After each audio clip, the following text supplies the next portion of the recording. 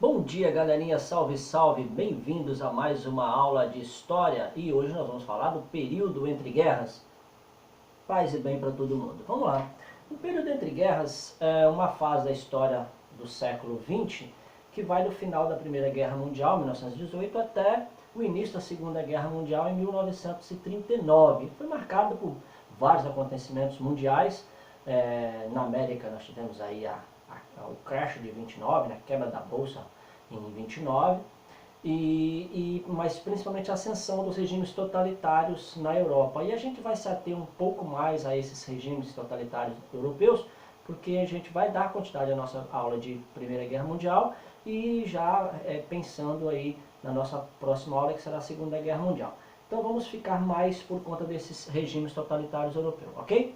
Mas vamos lá aos fatos. 1919, o Tratado de Versalhes impõe várias sanções, restrições à Alemanha, né, tais como a perda de colônias na África, a entrega da região da Alsácia-Lorena de volta à França, que tinha sido conquistada da França em 1870 com a Guerra Franco-Prussiana, limitação do exército alemão, pagamento de pesadas indenizações pelas perdas provocadas aos aliados, enfim, isso tudo gerou aí um enfraquecimento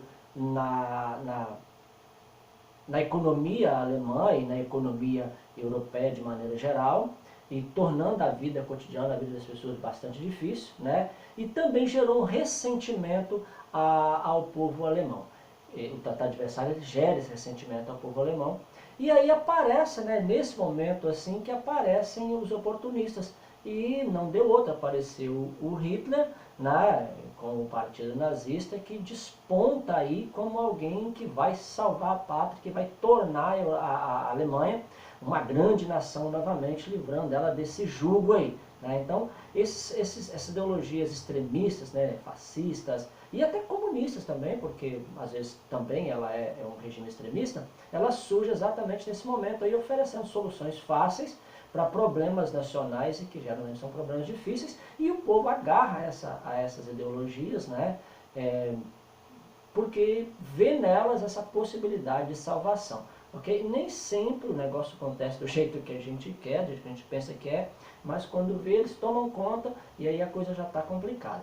Bom, o fascismo ele surge por toda a Europa entre os anos 20 e 30, né?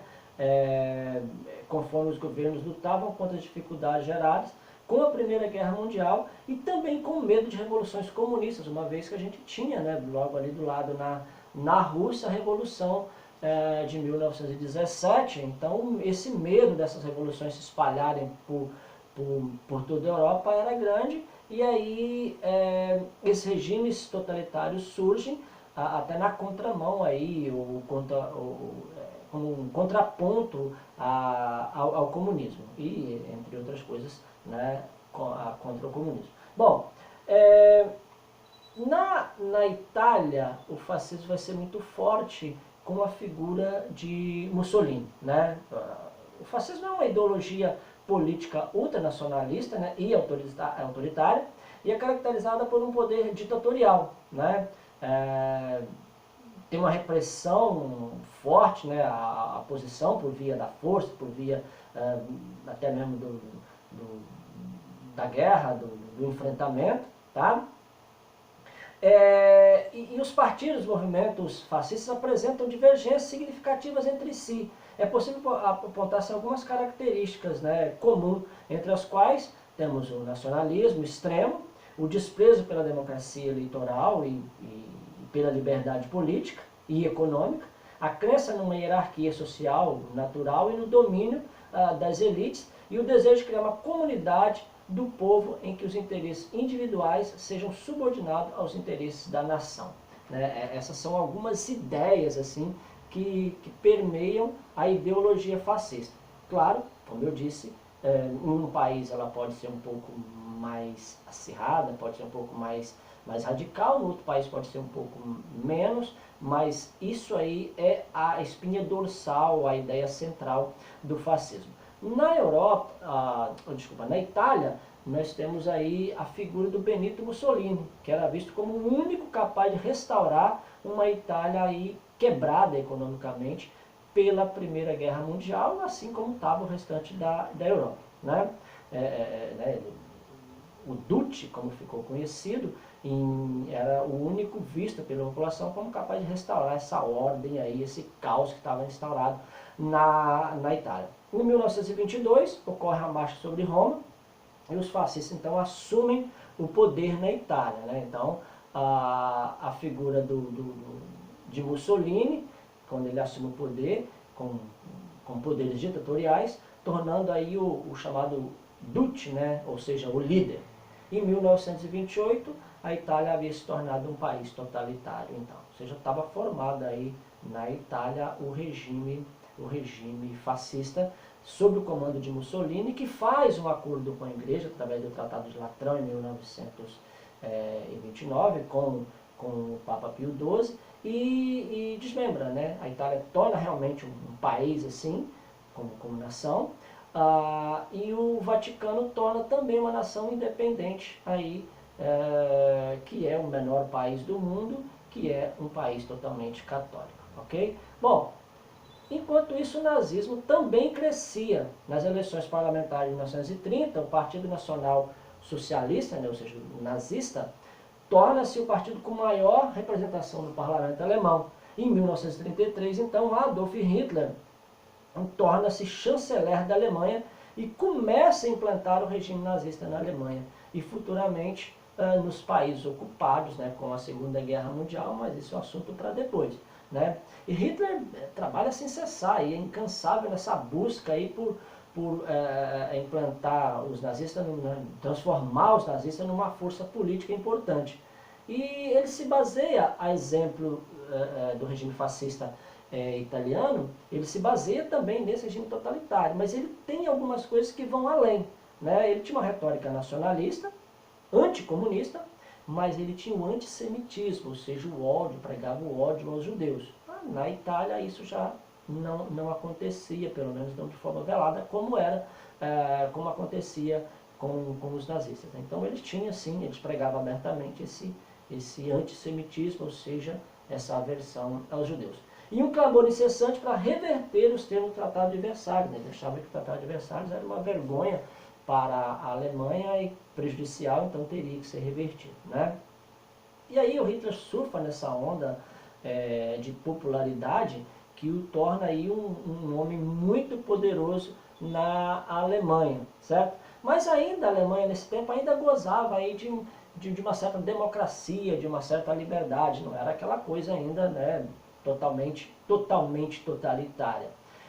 Mas aí o incêndio de Reichstag, né, que o Reichstag é o parlamento alemão, o incêndio de Reichstag na noite de 27 de fevereiro de 1933 era o que Hitler precisava para ele tomar o poder definitivamente. Tá? De que forma? Ele coloca em prática o seu plano de assumir definitivamente o poder. Hitler alegou que isso era plano comunista, que era um plano comunista para derrubar o governo. E essa manobra de Hitler acabou dando certo, né? Essa desculpa dizimar os seus rivais comunistas. Porque haviam dois partidos na Alemanha ainda, né? Um socialista e um comunista, e eles juntos tinham mais cadeiras, ou tinham mais poder do que o regime nazista. Ou seja, se eles se unissem, os dois partidos se unissem contra Hitler, Hitler acabava perdendo. Contra o partido nazista acabava ficando em menor número. Isso foi o que Hitler precisou para poder dissolver de vez o Partido Comunista, acabar com o Partido Comunista. E aí Hitler começa então a governar absolutamente. Isso aconteceu no dia seguinte ao incêndio, né? O decreto do incêndio de Reichstag baniu o Partido Comunista. Isso foi a resposta de Hitler, né, que encontrou bastante apoio, porque parecia aí, ficou implantado, as pessoas acreditaram nisso, e Hitler, que era um complô, que era uma manobra dos comunistas para tomar o poder na Alemanha, e Hitler então se vale disso e assume o poder aí como o salvador da pátria, né? Em 1936, na Espanha tem início a Guerra Civil Espanhola. Hitler e Mussolini, né, apoiam, começam a enviar tropa em apoio à ditadura do general Francisco Franco.